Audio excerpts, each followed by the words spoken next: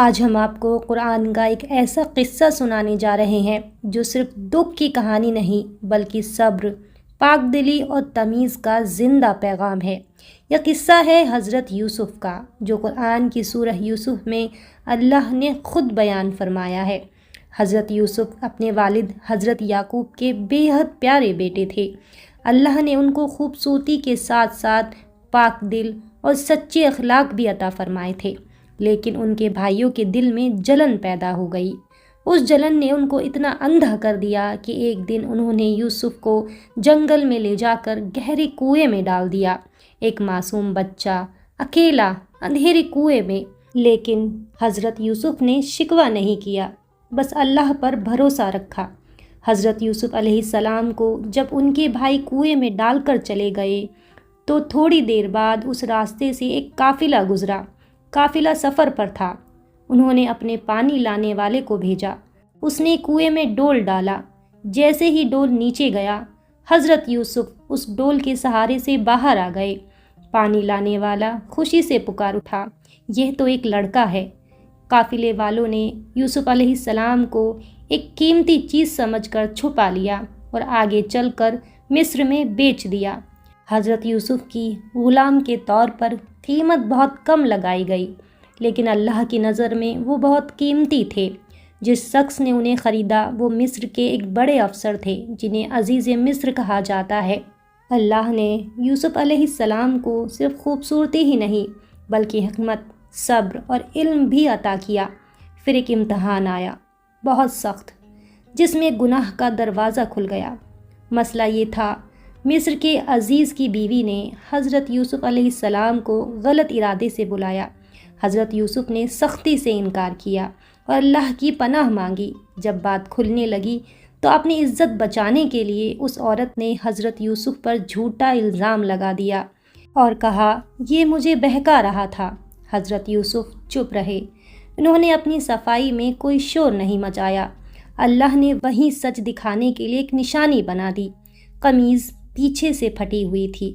سب سمجھ گئے کہ یوسف علیہ السلام بے گناہ ہیں، لیکن بات شہر میں پھیل چکی تھی۔ لوگ باتیں بنانے لگے تھے۔ عورتوں کے طعنے شروع ہو گئے تھے۔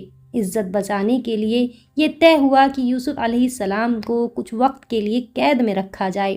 بے گناہ ہوتے ہوئے بھی یوسف علیہ السلام جیل گئے، لیکن جیل میں بھی اللہ سے دوری نہ رکھی۔ قید خانے کی دیواروں کے بیچ حضرت یوسف نے کبھی شکوہ نہیں کیا، نہ اپنی قسمت کو کوسا، نہ ان لوگوں کو بد دعا دی جنہوں نے ان پر ظلم کیے۔ وہاں بھی ان کا دل اللہ سے جدا نہیں ہوا۔ تنگ قید میں رہ کر بھی انہوں نے اپنے اخلاق نہیں چھوڑے۔ ایک دن جیل میں دو جوان آئے، دونوں بے چین تھے، دونوں نے عجیب خواب دیکھے تھے۔ انہوں نے حضرت یوسف سے کہا، ہم تمہیں نیک آدمی سمجھتے ہیں، ہمارے خوابوں کی تعبیر بتا دو۔ یوسف علیہ السلام نے فوراً تعبیر نہیں بتائی۔ پہلے انہوں نے کہا، جو رزق تمہیں ملنے والا ہے اس سے پہلے میں تمہیں اپنے رب کا پیغام سنا دوں۔ پھر حضرت یوسف نے انہیں بتایا کہ سچا معبود صرف اللہ ہے، اسی نے زندگی دی، اسی کے ہاتھ میں اختیار ہے اور اسی پر بھروسہ انسان کو آزاد کرتا ہے۔ اس کے بعد انہوں نے دونوں خوابوں کی تعبیر بیان کی۔ ایک کو رہا ہونا تھا اور دوسرے کو سزا ملنی تھی۔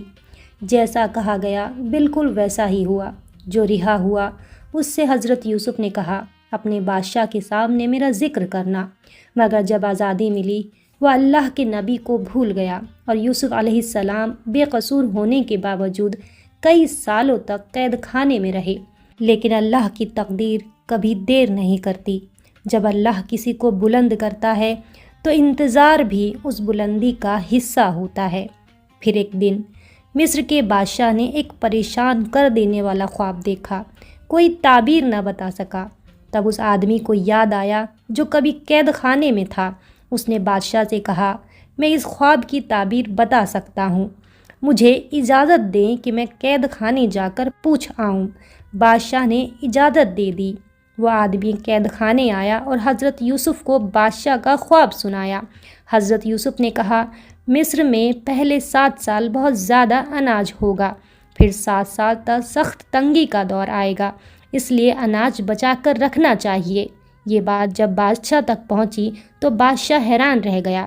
بادشاہ نے کہا، یہ بات صرف ایک سمجھدار آدمی ہی کہہ سکتا ہے، حضرت یوسف کو میرے پاس لے آؤ۔ لیکن حضرت یوسف نے کہا، پہلا میرا سچ صاف ہو، میں بے گناہ ہوں۔ بادشاہ نے اس بات کی پوری جانچ کروائی۔ ان عورتوں کو بلایا گیا جنہوں نے پہلے الزام لگائے تھے۔ ان سب نے کہا، ہم نے حضرت یوسف میں کوئی برائی نہیں دیکھی۔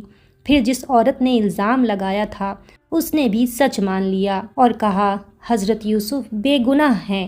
جب سچ سب کے سامنے آ گیا تو بادشاہ نے کہا، آج سے یوسف علیہ السلام عزت اور امن کے ساتھ ہمارے پاس ہیں۔ پھر بادشاہ نے حضرت یوسف سے خواب کی تعبیر پوچھی۔ حضرت یوسف نے کہا، مصر میں پہلے 7 سال بہت زیادہ اناج ہوگا، ان سالوں میں اناج بچا کر رکھنا۔ پھر 7 سال سخت بھوک کا دور آئے گا، جو پہلے جمع کیا ہوا اناج وہی کھایا جائے گا۔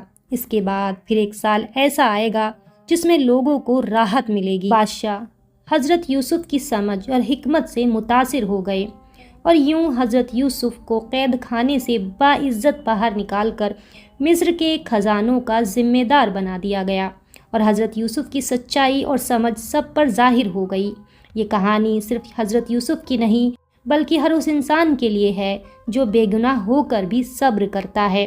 اللہ جس کو بلندی دیتا ہے اس کا راستہ بھی خود بنا دیتا ہے۔ آمین۔